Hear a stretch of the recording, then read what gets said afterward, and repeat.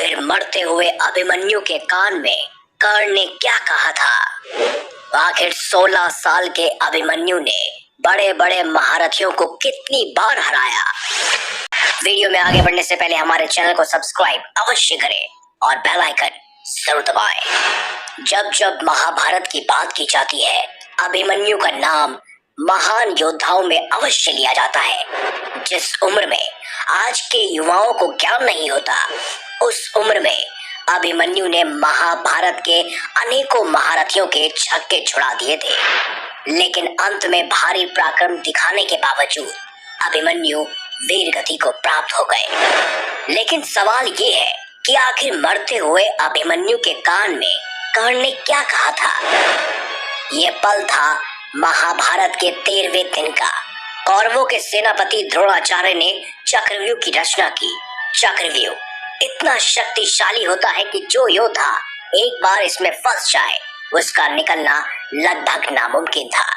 कौरवों की ओर से सबने मिलकर एक षड्यंत्र बनाया कि वो अर्जुन को इस चक्रव्यूह में फंसाकर चारों तरफ से हमला करेंगे और अगर अर्जुन मारे जाएंगे तो पांडव अपने आप ही युद्ध हार जाएंगे। लेकिन उस चक्रव्यूह में अर्जुन नहीं फंसे, बल्कि खुद उस चक्रव्यूह को भेदने पहुंचे अभिमन्यु। भगवान महादेव से मिले खास वरदान के तौर पर जयद्रथ ने चारों पांडवों को चक्रव्यूह के बाहर ही रोक दिया और उस चक्रव्यूह में प्रवेश किया अभिमन्यु ने। जैसा कि हम सब जानते हैं कि अभिमन्यु ने सुभद्रा के गर्भ में ही चक्रव्यूह के अंदर प्रवेश करना सीख लिया था और उन्होंने इसी का फायदा उठाया।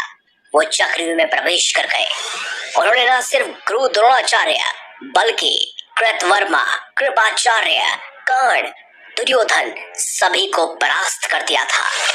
चक्रव्यूह में घुसते ही उन्होंने हाहाकार मचा दिया। उन्होंने द्रोणाचार्य के धनुष को काट दिया। देखते ही देखते कर्ण के ऊपर 8, कृतवर्मा के ऊपर 5 और शकुनी को 22 बार बाण मारे। यहाँ तक कि दुर्योधन, दुशासन और कृपाचार्य ने जब अभिमन्यु को देखा तो उनकी हिम्मत नहीं हुई कि वो अभिमन्यु का सामना कर सके।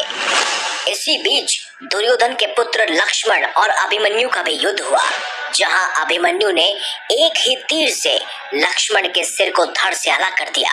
देखते ही देखते दुर्योधन बहुत क्रोधित हो उठा और उसने कर्ण से गुजारिश की कि सूर्यास्त होने से पहले ही इस बालक को हमें मिलकर मारना होगा। अभिमन्यु ही अकेला एक ऐसा योद्धा था जिसने 8 से भी ज्यादा योद्धाओं को एक साथ परास्त किया था।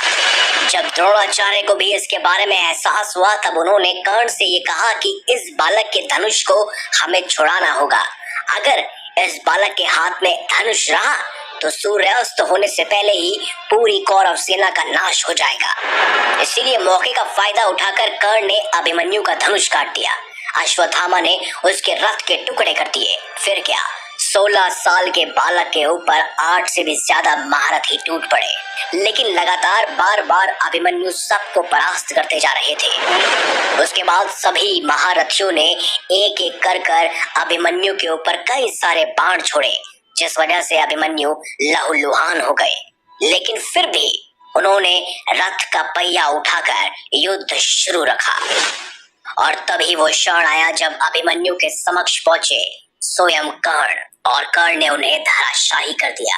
कर्ण ने अभिमन्यु को अपने पास रखा और फिर उनसे कहा, हे वीर अभिमन्यु, विश्व के सर्वश्रेष्ठ धनुर्धर बनने की प्रतिस्पर्धा सिर्फ और सिर्फ मेरे और अर्जुन के बीच थी, लेकिन तुमने आज इतना पराक्रम दिखाया कि मैं चकित रह गया। तुमने ये ताज हमसे छीन लिया है।